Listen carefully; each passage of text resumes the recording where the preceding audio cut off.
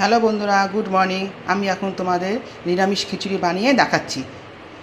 তার জন্য আমি তুলসী ভোগ চাল নিয়েছি আর হচ্ছে মুগ ডালটা ভেজে নিচ্ছি। মুগ ডালটা অল্প লাল করে ভেজে নিলাম।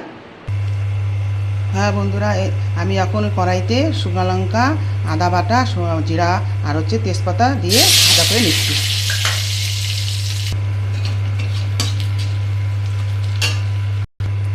ভাজা হয়ে গেল, শুকনো লঙ্কা আদা সব ভাজা হয়ে গেল। এখন আমি ডালটা কড়াইতে দিয়ে দিচ্ছি। মুগ ডালটা দেওয়া হয়ে গেল। এখন চালটা ধুয়ে রেখেছিলাম, চালটাও দিয়ে দিচ্ছি। এখন হলুদ লবণ দিয়ে দিব। চাল ডালটা ভাজা হচ্ছে, তার সঙ্গে কাঁচা লঙ্কা আর আলুটা আগে ভাজা করে রেখেছিলাম, আলুটা দিয়ে দিলাম।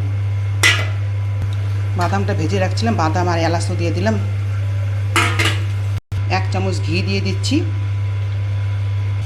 হ্যাঁ বন্ধুরা, আমার খিচুড়ি রেডি। ওরা কমেন্টে